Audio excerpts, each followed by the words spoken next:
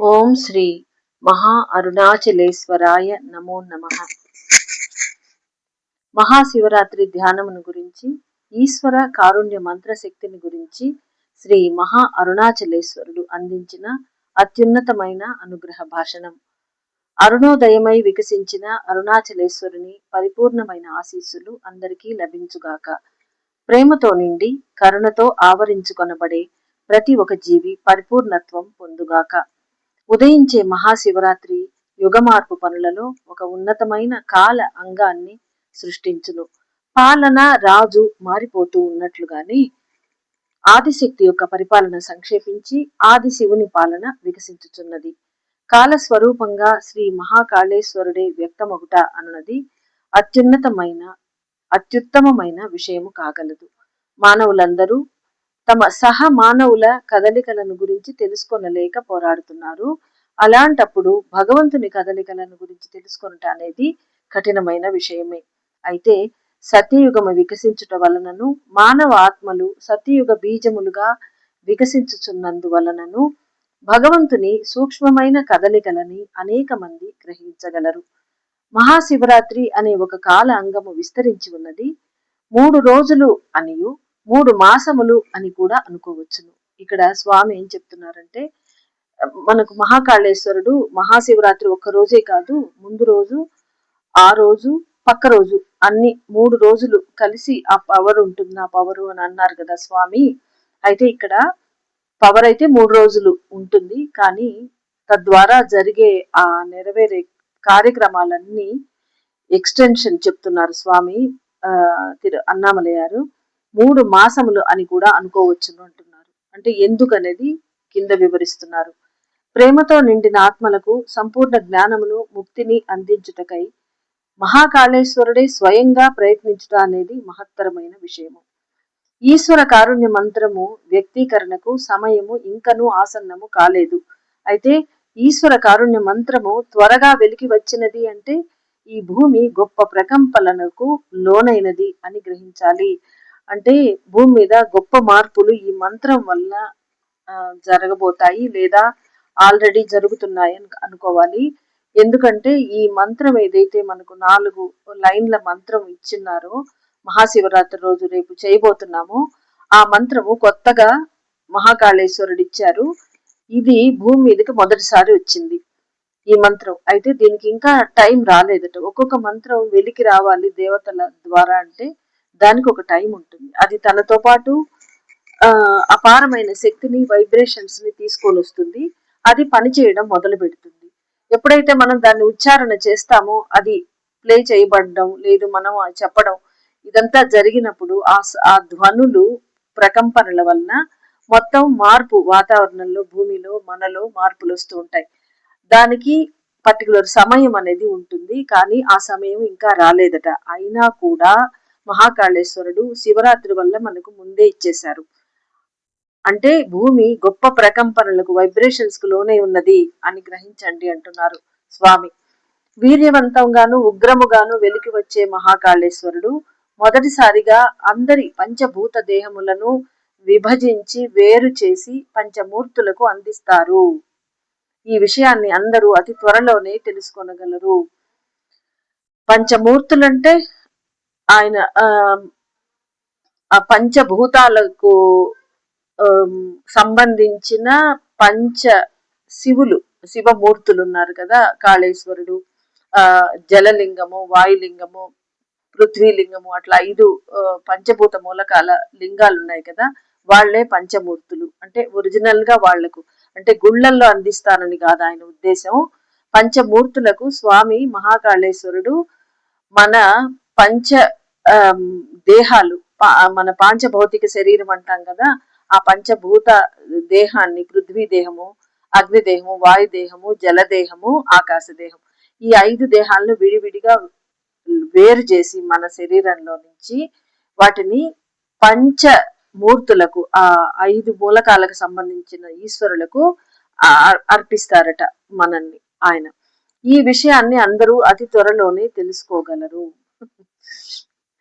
పంచభూత స్థానములలో ఉండే ఒక్కొక్క ఈశ్వర అంశము ఉన్నతమైన కార్యములను చేయును. అంటే ఇప్పుడు ఒక్కొక్క పంచభూతం ఉంది కదా, ఆయా స్థానాల్లో వెలిసి ఉండే ఆ ఈశ్వర అంశ ఏదైతే ఉందో అది అత్యున్నతమైన కార్యాలను చేస్తుంది. అంటే మన దేహాలను అప్పగించినప్పుడు ఆ తర్వాత వాళ్లకు ప్రాసెసింగ్ ఉంటుంది, అది చేస్తారట. మొట్టమొదటగా అరుణాచలేశ్వరుడైన నేనే నా అగ్నిశక్తులతో ప్రతి ఒక్కరి అగ్ని దేహంను విడిగా వేరు చేస్తాను. అంటే స్టార్టింగ్ వచ్చి అరుణాచలేశ్వరుడే చేస్తారనమాట. ఇప్పుడు ఈయన మహా అరుణాచలేశ్వరుడు, మహా అగస్త్యుల వారి మాదిరి. కాబట్టి ఈయన అగ్నిశక్తులతో మన ఒక్కొక్కళ్ళలో ఉండే అగ్ని దేహాన్ని విడిగా లాగి వేరు చేస్తారట.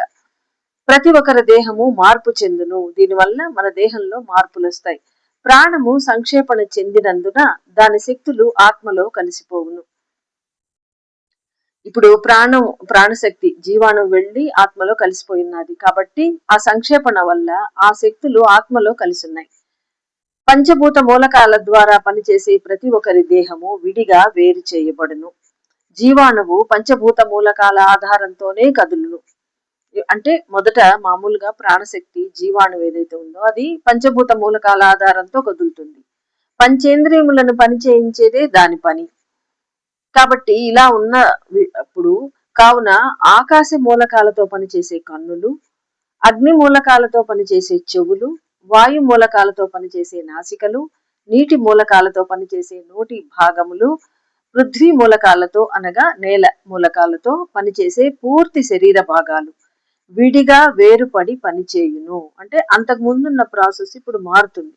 ప్రాణం వెళ్ళి ఆత్మలో కలిసింది, ఆ అమ్మ శక్తులన్నీ ఆత్మలో కలిసిపోయి ఉన్నాయి. ఇప్పుడు ఈ విధంగా మార్పులు ఏర్పాట్లు చేయబడుతున్నాయి. పంచకోశములుగా పనిచేసే ఒక్కొక్క సూక్ష్మ దేహము వేరుపడి విడిగా పనిచేయును అని తెలుసుకొనండి. ఒక్కొక్కటిగా శుద్ధి చేయబడును. అంటే పంచదేహాలు విడివిడిగా చేసి ఒక్కొక్కటి క్లీన్ చేస్తారట మనల్ని. అంటే సతయుగంలో అంత సులభంగా మనం ఎంటర్ కాలేము, చాలా ప్రాసెస్ ఉంది. సో మనల్ని బాగా లాగి వీడదీసి ఉతికి ఆరేసి ఎండేసి ఆ తర్వాత క్లీన్ చేసి పంపిస్తారని మనం తెలుసుకోవాలి. ఒక్కొక్కటిగా శుద్ధి చేయబడును. ఒక మండల కాలమునకు పంచదేహములలో ఒక దేహము శుద్ధి చేయబడును. ఎందుకు స్వామి 3 నెలలు అన్నారంటే అది కూడా చాలా లాగుంది ఈ లెక్కలో.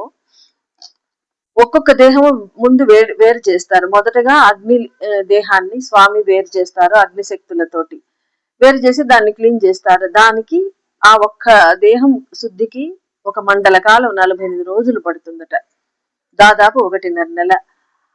అలా 5 దేహాలను పంచకోశాలను విడివిడిగా చేయాలి. అయితే అవి పని చేస్తూ ఉంటాయి మన శరీరంలో, అవి పని చేస్తూ ఉంటాయి.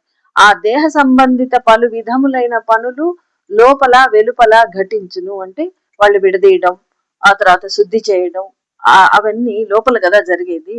కానీ వెలుపల కూడా మన శరీరం అంటిపెట్టుకో ఉంటాయి కదా అవన్నీ. కాబట్టి ఆ శరీరం బయట మన భౌతిక స్థాయిలో కూడా లోపల స్థాయిలో కూడా ఆ వాటి ఏదైతే ఉంటుందో దాన్ని ఏమంటారు, ఆ రియాక్షన్ అనేది మనకు తెలుస్తూ ఉంటుంది అన్నమాట. ఆ దేహ సంబంధిత పలు విధములైన పనులు లోపల వెలుపల ఘటించును. ఈ విషయములనన్నిటినీ అందరూ గ్రహించాలి. చాలా ఇంపార్టెంట్ మెసేజ్ ఇది, అందుకని ఇప్పుడే చేసి మీకు పెట్టవలసి వస్తోంది. మహాకాళేశ్వరుడు తెలియజేసినట్లుగా అందరూ ఈశ్వర కారుణ్య మంత్రమును జపిస్తూ, అంటే కొత్తగా ఇచ్చిన మంత్రాన్ని, ఈశ్వర కారుణ్య ధ్యానమును తప్పక చేయవలెను. ఇది శివరాత్రి ధ్యానము మాత్రమే అని తలచక పంచదేహములను విడిగా వేరు చేసి శుద్ధి చేయగలిగిన సామర్థ్యము కలిగిన మంత్రము మరియు ధ్యానము అని తెలుసుకొని స్వీకరించాలి. అంటే ఇది ఓన్లీ శివరాత్రికి ఈ 3 రోజులు చేస్తే చాలు అనుకోకుండా, ఇది పాంచభౌతిక శరీరాన్ని విడివిడిగా దేహాలుగా చేసి వాటిని క్లీన్ చేసి మళ్ళీ మనకు అటాచ్ చేస్తారు. ఇంతటి పని చేస్తుంది ఈ మంత్రము మరియు ఈ ధ్యానం. కాబట్టి ఈ రెండింటిని రెగ్యులర్ గా చేయమని స్వామి చెప్తున్నారు. భుజించుట, నిద్రించుట మొదలైన విషయములన్నిటినీ ఈశ్వరునికి సమర్పణ చేసి వ్యవహరించండి. అంటే మనం లేచినా, కూర్చున్నా, తిన్నా, పడుకున్నా అన్ని కూడా ఈశ్వరార్పణం అనుకుంటూ ఆ ధ్యాసలోనే ఉంటూ జీవించమంటున్నారు. కాబట్టి ఒక ఉత్తమమైన బంగారు కాలము ఉదయించినది అని గ్రహించి ముందుకు వచ్చి స్వీకరించండి. ఏ తపస్సు చేయకుండా పంచకోశాలను విడదీయడం అనేది చిన్న విషయం కాదు. అంటే మనకి ఏదో మెసేజ్లు చెప్పారు, నేను చెప్తున్నాను మీకు, అది ఏదో చాలా ఈజీ అని మనం అనుకోకూడదు. ఎందుకంటే పంచదేహాలను వాళ్ళు ఎన్ని వేల ఏళ్ళు తపస్సు చేసి ఒక్కొక్క దేహాన్ని వాళ్ళు శుద్ధి చేసుకుంటారు ఋషులు. కానీ మనకు ఎట్లంటే అన్ని రెడీమేడ్ చేసి ఇచ్చేస్తున్నారు బాక్సులో పెట్టి. సో ప్యాకేజ్ గా ఒక్కొక్క రోజు 3 నెలలు 48 రోజులు అలా. కాబట్టి అందరూ సరెండర్ అయిపోయి మనం అందరము అన్ని ఈశ్వరార్పణం అనుకుంటూ తినేది నిద్రించేతో సహా అన్ని ఆయనకు అర్పణ చేసుకుంటూ ఒక హంబుల్ జీవితాన్ని జీవిస్తూ గొప్ప బంగారు కాలం ఉదయించి ఉన్నది అని గ్రహించుకొని దాని వాల్యూ ఇచ్చి దానికి ముందుకు వచ్చి స్వీకరించండి అంటున్నారు స్వామి. ప్రేమ నిండిన ఆత్మలు సత్యాన్ని గ్రహించి కరుణచే వికసించి కారుణ్య శక్తిగా పరచుకోవలను. సత్యయుగము పూర్ణత్వము నందుగాక. ప్రేమపూర్వకమైన ఆశీస్సులు.